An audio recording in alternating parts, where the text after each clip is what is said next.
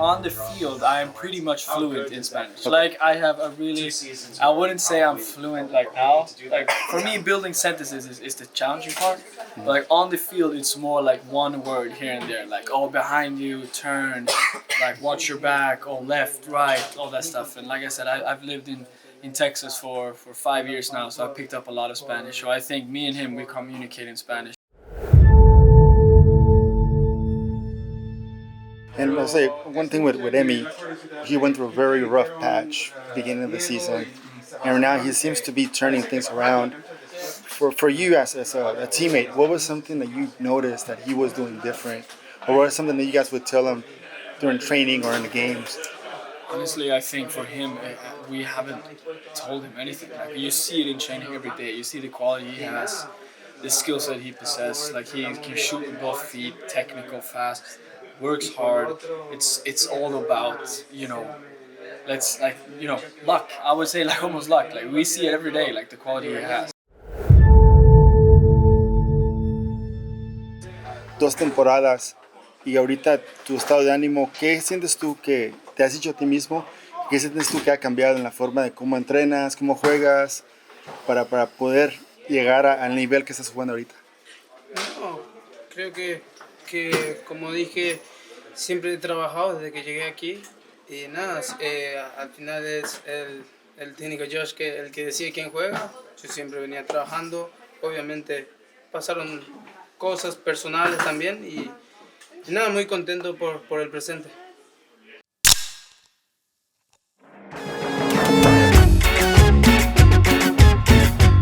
Esto es Otra, por favor. This is One More, please.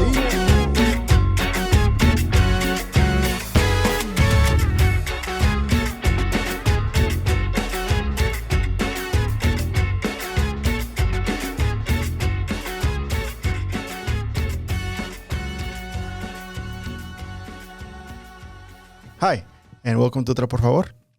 My name is Richie, and thank you for joining us. Thank you for listening to our platform. Thank you for sharing it with your friends or family in any way possible.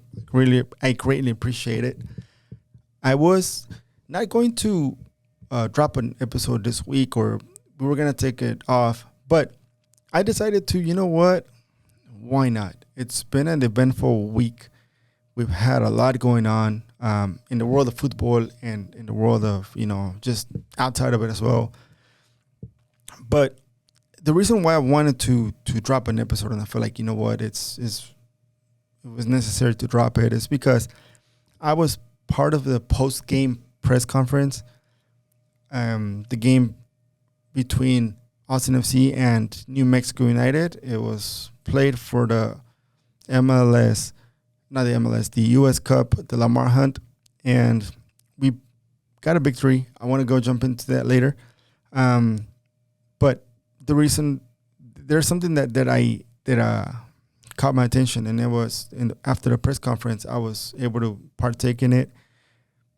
Rodney Redes was the man of the match, and I got a chance to ask him a question, and his response is something that made me want to share something that I had. Share something that I had in mind. I've been thinking about this couple of days. Actually, not a couple of days. This, day, I would say. And in this podcast, our goal has always been to talk about football, vida and cultura.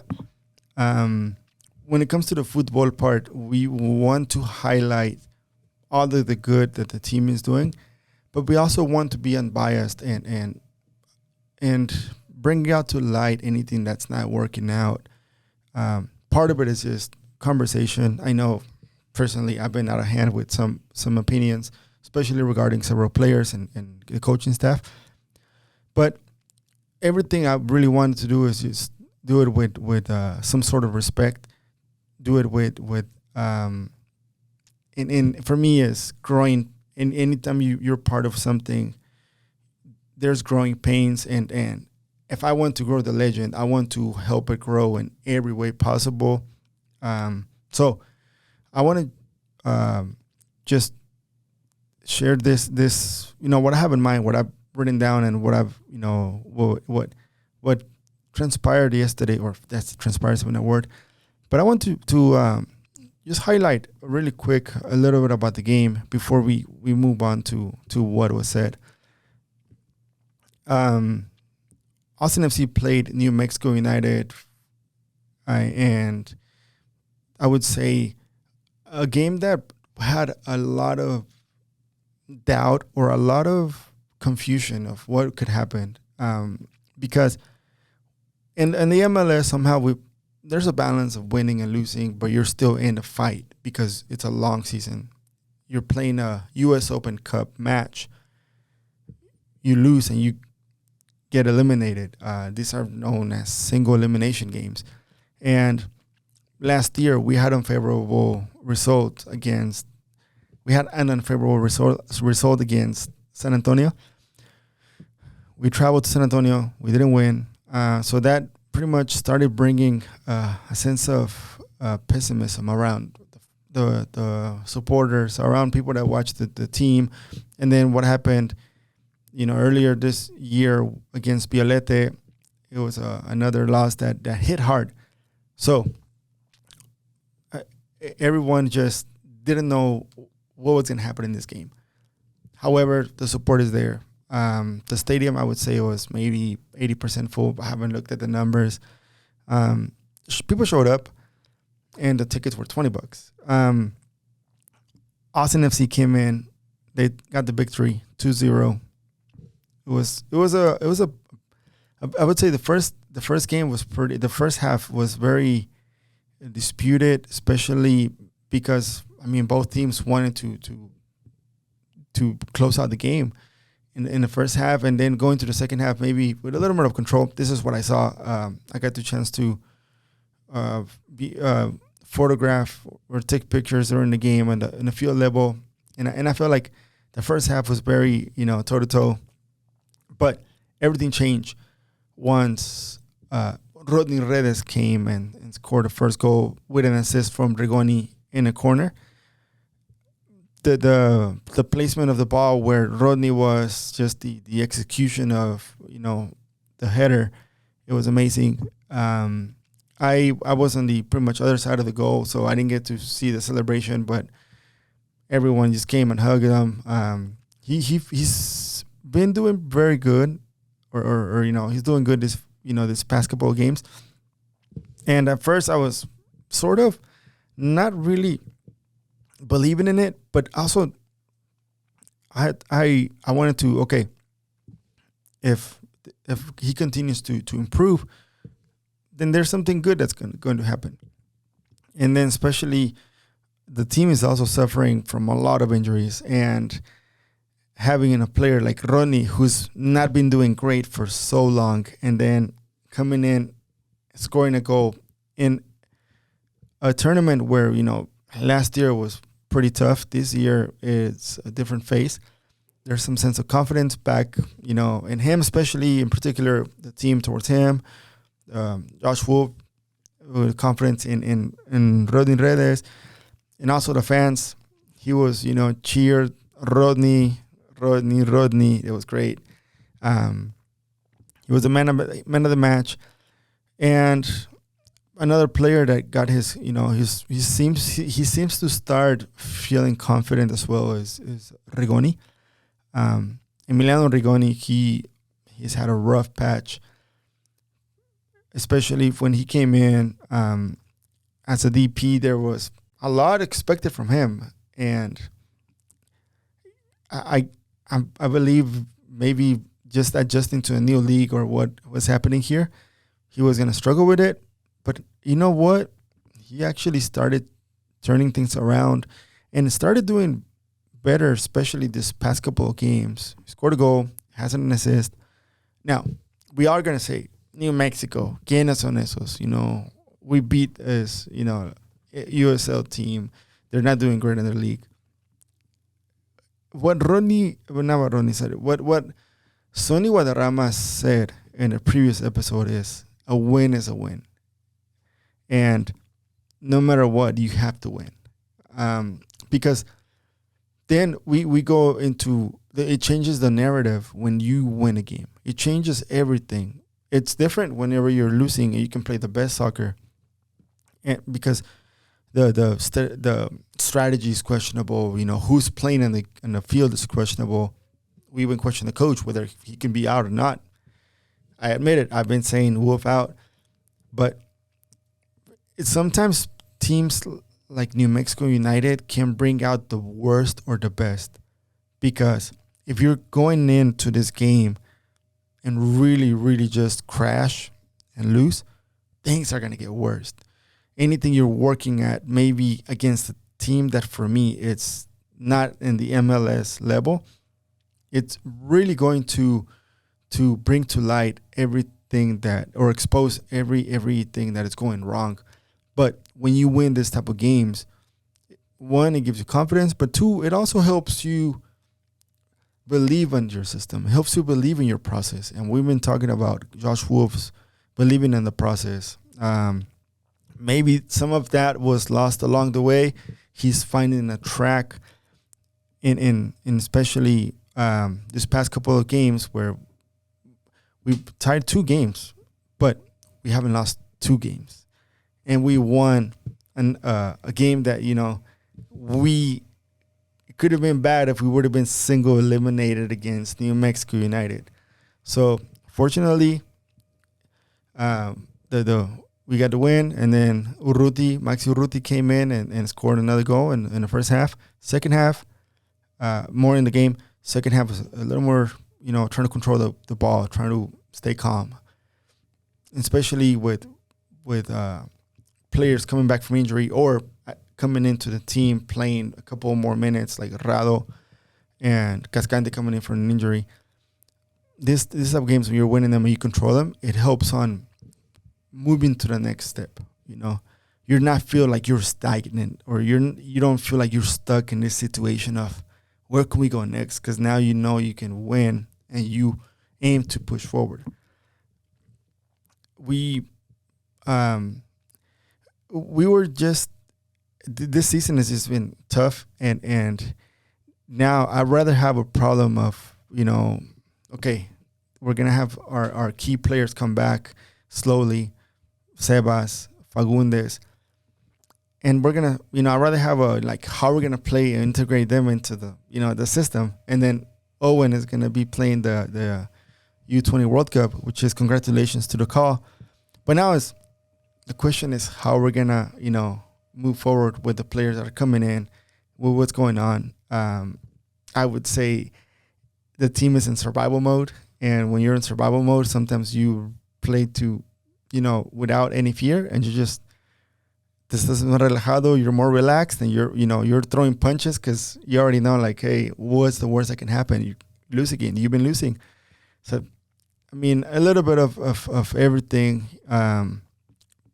Sometimes even luck. Maybe the cross to Rigoni, from Rigoni to Redes was a goal that it's just the placement of it. It was a luck. It's just how he hit it, because he was closing his eyes when he hit it, and then he turned around, he scored. It's just a lot of whenever you score a goal like that, it just changes a lot of things, and for a favor, because what if you go and you lose 2-0 in a game against New Mexico? What's going to happen to you, and what's going to happen to the process and the team as we go and move forward to playing a game against state rival Dallas in this coming Saturday.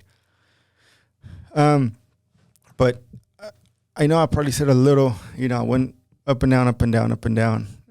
It's a little different because I'm usually, talking with someone, and right here it's a little more of trying to stay focused in this mic, looking at the camera and looking at my notes, making sure that the sound is still there, and then the picture is not, say whatever I have here is working, and I can see that it's still recording. So if you see me distracted, it's just me doing my job and doing everything the best I can. But post press conference, we were there, and thank you for the team to allow me to be part of it. Josh Wolf came out first. He's spoke on the table, similar to this, talking to everyone that's there. Everyone asked questions. I didn't get a chance, but I was kind of saving it for Rodney, and that's when they said Rodney was gonna be there, and then Lundqvist, I believe that's his last name. If I'm mistaken, I'm so sorry. But the first question that I asked Lundqvist, it was seeing what Emiliano Rigoni was going through in the face, like a rough patch that he was just facing. What was something that you guys noticed from him, or what was something that you guys got to see or hear him talk? And his response was, we knew he could do it. We knew he could come in and we knew he could play basically, but it was not showing in the field. And he said that mainly for Rigoni. I didn't ask him about Rodney, but he was just saying it's not that we didn't know he could play. It's just that we know he can play. It's just things are not, in the field. It's not really showing. Maybe it's it's different from practice to the game, but they're all glad that everything's starting to work out for Emmy. And then also asked them about the language between the players and him, especially on the left, when he plays with Rigoni. Now that Rigoni is playing on the left side, he's like, man, actually I speak Spanish. And I was like, well, that solves the problem, and you answered my question. He's like, nah, he lived in Houston, so I learned some Spanish. So there's some words that I know here and there. That's great. And then Rodney comes in. The question that I had for him was, what is something you've done different compared to this past 2 seasons to now? And Rodney responded with, I am always training. I am always trying to work hard. I always showed up to practice. I just didn't get the chance to play, but I've always showed up. I've always been there willingly to play and compete for a spot, but I really didn't get the chance. Josh Wolf also mentioned something about that in his press conference. So that was like, okay. Now you're in a team with a good amount of competitive wingers. I mean, like at a point you kind of have to either you fight for a spot or you move on to another team. So that was just on my mind. Like, okay, what happened in the past 2 seasons happened. Now we're in this season, and this is the work is right now. So, and then they asked him about English. He said he's learning. One thing that the main reason why I wanted to talk about his responses. And the second question I asked him, and sort of, just loosening them up a little bit. I was like, hey, do you have in mind a celebration for a goal that you score in the next game? And he said, I honestly, at the moment, I don't really think of, dancing or celebrations. I think more of my grandparent, because my grandparent passed away 3 days ago. That one was sort of not sort of, but it was an answer that I never expected to come out, especially in a press conference. I've done a couple questions, and this one right here, I'm gonna share the video when at the end of this episode, just so you guys can hear it. But I just had to, turn off the camera. And then at that moment, I was like, man, dude, nobody knew about this. How, none of us knew what he was going through. And I was my grandma passed away beginning of 2022, which was last year. And I didn't get a chance to see her. I didn't get a chance to be in the funeral. I got a chance to see her FaceTime. Sorry, I didn't get a chance to go see her face to face and go to the funeral. I got a chance to see her FaceTime and say bye my way of, just joking with her. But I knew how that felt. And with someone like a Rodney at 20 years old, I don't know how close he was with his grandparent or not, but what stuck me is sometimes we don't know the life of the players. And I think above everything that has to do with football, the most important thing is the person. It's what the person is going through. It's what they are facing, what adversities they are facing, or what victories they're also winning, like what victories they're also winning. But stuff like this is, the only thing I want to say is just my condolences to Rodney. Keep working hard. Everyone is, in Austin is with you. I know it's a bit weird how, we're saying this whenever he's winning, but could we also be thinking or feeling the same way if he was going through a similar situation in his career from a couple of months? So it just had me think. Sometimes we get so caught up in this, I would say, life of the players and how they play and what's going on, contracts and this and that, but we forget that they're humans. And don't get me wrong, I mean, we're still going to question whenever things are not going right. We still want answers when things are not going right. But at the end of the day, it's we want to just wish every player that it's out there the best, no matter for what team. And our team, especially because they're pretty close to the fans. The stadium is close to where I am right now, and the training facility, it's pretty close to my house, so there's some connection with them. I just want to say that I hope maybe the situation motivated Rodney to do something different and really fight for a spot or step up to the challenge when it came, which is what he's doing right now. Whatever it is, Rodney, we're with you. Te apreciamos. Thank you for what you're doing. And I think without trying to maybe just also him not sharing it with the public because he wanted to keep it private. Trust me, we all understand and we get it. But some players, some of the fans, there's, for me, some fans might want to just get into know about the person, the player's life for the clicks because they want to retweet something personal about the players. But some of the a lot of the fans also do care about this, these guys as humans, and want to wish them the best. Sometimes even offer any sort of help or whatever it is. But regardless, we're with everyone, and now that we're gonna play Dallas, our rival, let's say Frisco on Saturday. Vamos con todo. Everyone is gonna be great. There's a tifo that's gonna be displayed. It's gonna be amazing. The march. Let's show the MLS what we're about. Let's show them what we got. Let's show them that we're a community that we question each other, but when it comes to the games, ahí estamos para darle el soporte al equipo. And then another thing, this is the last one, is in regards to life. I've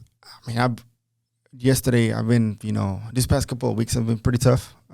Personally, I won't share much details, but a lot of it just has to do with immigration, has to do with what's going on with, the I would say the situation in the border in Mexico, and also what DeSantis is doing in Florida, what could potentially happen in Texas, because we have a stupid guy like Greg Abbott that would more likely think of doing something similar here in the state. So those two things are just wearing me out. And then DACA recipients, we still don't know what the hell is going to happen. It's tough because whether I end up getting a green card, or not, the goal is, or my thinking is, what about the rest?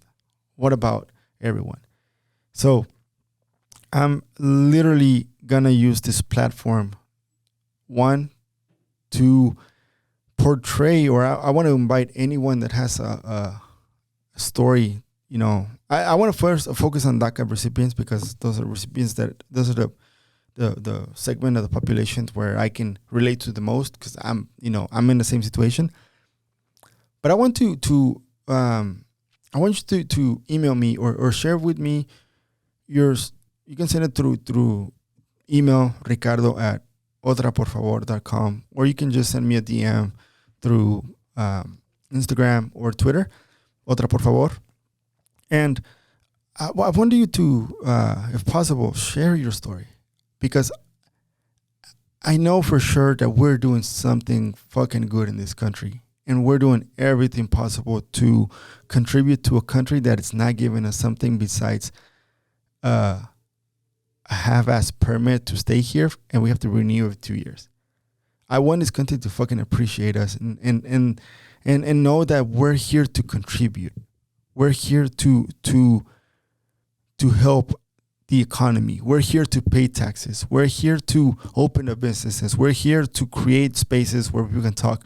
We're here to go to school and go to college and graduate from college, because I know a lot of people that I help get their DACA and help them in the process. I'm not an attorney, but I help them just, figure out how they can apply and do it themselves and not going through an attorney and get overcharged.